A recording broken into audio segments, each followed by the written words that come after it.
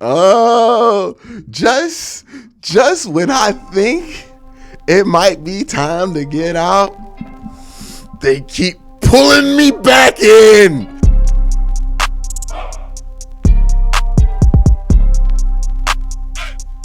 They keep pulling me back in, man.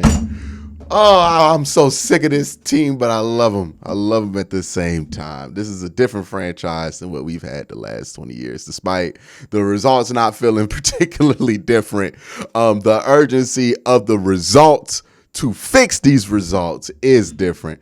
Andrew Berry, before midnight, dog, before Sunday Night Football went off the air, decided to make a trade for a new Mike linebacker in Deion Jones. And look, man, from everything I've heard, and I'm going to have a guest on here to talk about Deion, who's my guy from the Atlanta Falcons, the guy I had on when we talked Falcons. He's a good guy, Trey Sean. And he's going to give us more details about what he was like in Atlanta and why that thing fell apart to the point that it was. But look, man, Jacob Phillips has had 2 disqualifying performances back to back. Something had to shake. Something had to shake. And I said this on Twitter. I'll say this again here, man. Do you know how bad Jacob Phillips' tape has to be? How bad it has to be for Andrew Berry, of all people, to give up on a draft pick when he refuses to cut one and then give up a draft pick to get somebody to fix a problem? That's a problem, right? That Anthony Walker injury was bigger than anybody anticipated. And it's going to be something that they hope they can fix with the Deion Jones trade. This is a pivotal move. If this move works out, we're going to be singing hallelujah to Andrew Berry for the rest of the year, man. If it doesn't, we're going to look at Andrew Berry a little sideways for leaving us in this situation. So Andrew Berry, astute here, still need another defensive tackle. I don't know if a move for one is out there that's realistic, but I mean, if you can get one, you need to get one because there are issues there. I think Perion Winfrey's a rotational player in the NFL. I think Tommy Togiai is not. I think Jordan Elliott is, and I think Taven Bryan is. I think you need 2 more bodies to have a complete rotation there. Edge rush wise, let's get Takk McKinley off the LA Rams, and I think you'd be fine. So those are some solutions I'll throw out there. Not big solutions, not splash solutions. I'm not saying that you're going to get some big names here, but it seems like the Browns have really kicked this sense of urgency up. They know what they could be offensively with a better quarterback. They know what's coming in the future with Deshaun Watson. They know those things are on the horizon for them. Now it's all about capitalizing on the now and making sure that you can put yourself in position for all of that to matter in December. And they're making moves to try to make sure that happens. Now, will they work out? I don't know. But I'm glad they're doing something, right? Whether it was, I think people wanted this team to show a pulse, right? Whether it was firing a coach, whether it was demoting somebody or promoting somebody or something like that. People want this team to show a pulse. And I think what they did at the very least after a very demoralizing loss, and I think they make this trade, to be honest with you, even if that field goal from K. York goes in. I think they make this trade because it needed to be made. But I think this loss really spurred things into production here because now they have no choice but to make a move. They had to show a pulse. Andrew Berry makes a move. I think this is going to re-energize some guys. You get a new voice in there, a new veteran, a player who's accomplished things in this league to get back there and fill some holes. If the locker room had issues with what they were being asked to do, I think this is somebody you can bring in that can reassure some people that they are really trying to do some things back there to fix this. This is not a small investment. This is a player who has really accomplished a lot in the NFL.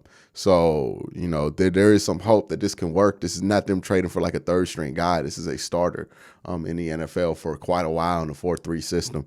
But nonetheless, those are my initial thoughts. Let me get to my guy, Trey. He's going to bring in some thoughts here from Atlanta in an interview I conducted shortly after this trade. So enjoy. Peace. Hey, Trey, man, again, I appreciate you for coming in at this late. I know it's just regular night for you, but for me, it's almost like 11 o'clock over here.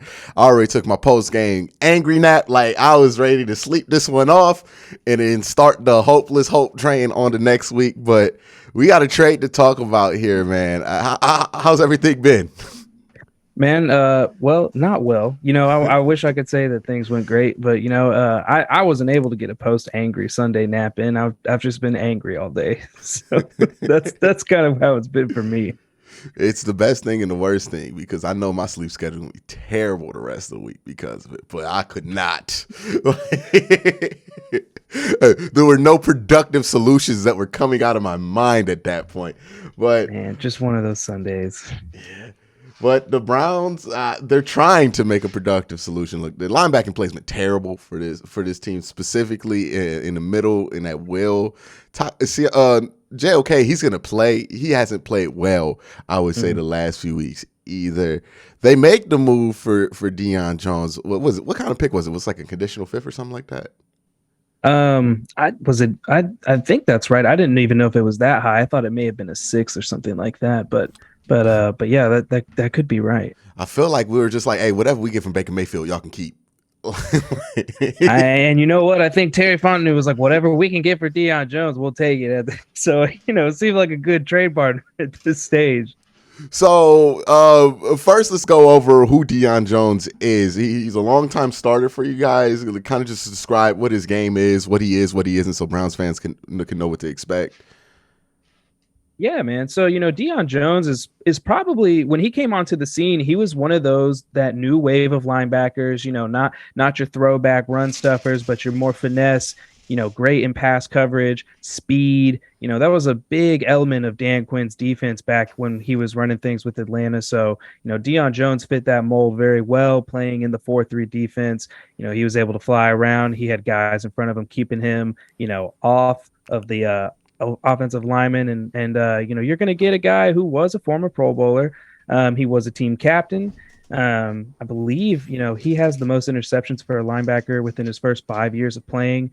But he does come with a little bit of an injury history. That's kind of what slowed him down. He was a guy that a lot of fans thought his contract wasn't really matching the production at this stage in his career.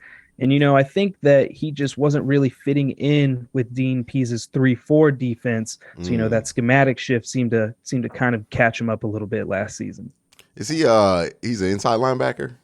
He's an inside linebacker. He was the will when he was here as well. So I think that's a position of need that you were talking about to me earlier. So I think he will do well in the role that the Browns want him to play because he's not going to be asked to do what he was being asked to do last season here under Pease's defense.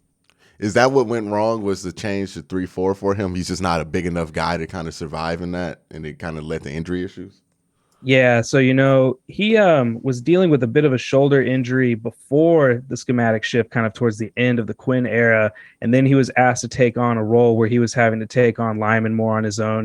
He was having to do a lot more of the dirty work, and that's really just not his game. So that's kind of what set him back a bit last year. And I do think the extra wear and tear kind of re-aggravated that shoulder injury. And he's been IR this whole season. I will say I wouldn't let that scare me. I actually think this is the healthiest he'll probably have been in a while. He got a lot of rest time. He hit the 4-week requirement. A lot of people didn't even think he was going to hit IR. He played in the preseason. So the team really just stashed him and Mm. said, you know what? We're just going to let you be healthy. We're going to see if there's a team at some point this season that needs you, and we'll trade you when we need to trade you. And that's kind of what ended up happening. So I noticed when we played y'all had a lot of younger linebackers, right?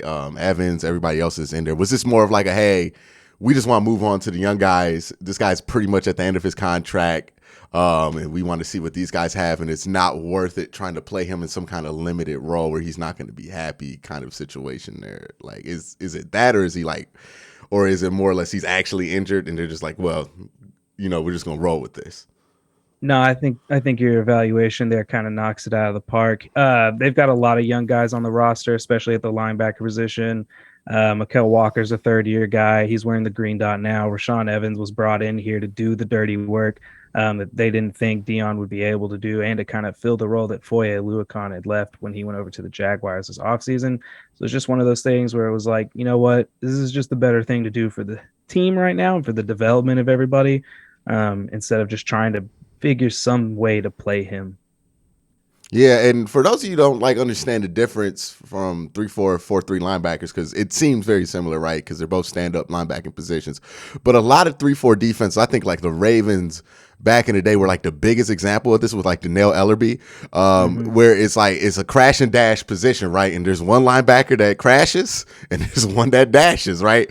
And basically what that means is if you think of if you flip the ball, right, and you think of that linebacking position more like a fullback and a running back, there's going to be one of those linebackers who's going to be, their job is the fullback, which is to crash with a big body and hold that block for like half a second so somebody can dash through the gap and get through. And that's what happens in a lot of 3-4s. And if you're not a bigger body, right, I think Danielle Ellerbe was like 6'5", like 250. Like you needed big dudes to be able to do it. Carlos Dansby is like one of the better ones that have ever done that in that system. And he was like 6'5", like he used to be an edge rusher, you know what I mean? So that kind of a system, when we're talking about wear and tear, it's not normal linebacker wear and tear. Like these are different beasts. Like this is what, when Ray Lewis was out there, he used to sacrifice dudes next to Ray Lewis all the time in those 3-4s so they could crash so Ray Lewis could dash, especially at the end of his career.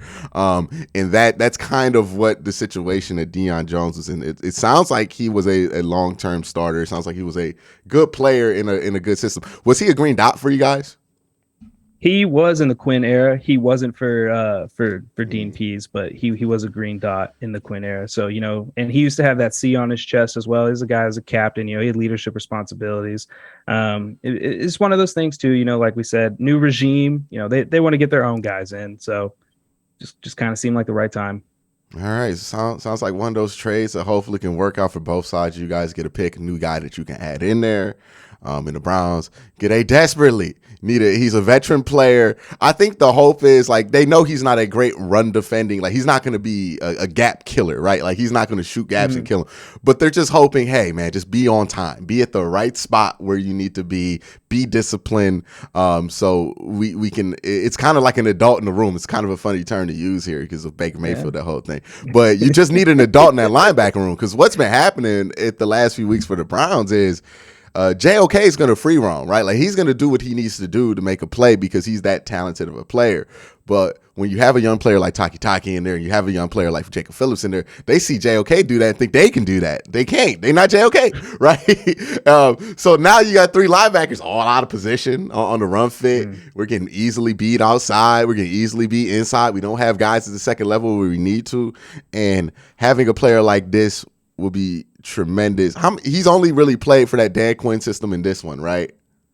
Yeah, that's it. So, you know, he was 2016 was his first year in the league. So not like he's, you know, not like he's been around too long. And, you know, I will say, you know, he wasn't looking great last year, but the speed still looked like it was there. You know, the pass defense instincts, all those good things that made Deion Jones special. You know, one of my favorite plays is Deion Jones. He gave us the 30 for 30 Jameis Winston season. He got us the last interception, and he took it back for a pick six. So, you know, the man loves to make plays in the pass game, and I think he's still got some juice left to do it. Well, I hope so. And if there's a conditional pick, I'm pretty sure the Falcons hope so too, so they can get the better part of it. But thank you for coming on, Trey. Appreciate you. You came on last week. This is why it's always good to keep it handy, because you never know what's going to happen. So again, I appreciate you for coming on, Trey. Where can they find you again, man? First, thanks again for having me, Quincy. I appreciate it. Come on anytime that you need me, man. Y'all can find me at Twitter at Trey Sean, TRE3SHON. Y'all can find me at Falcons_ATB as well. Appreciate you, man. Go check his stuff out. It's good stuff out there. I was actually checking out that Falcons pod. I love being in my own misery out there. I was like, I wonder what they saying after that. But y'all appreciate you, man. Appreciate you.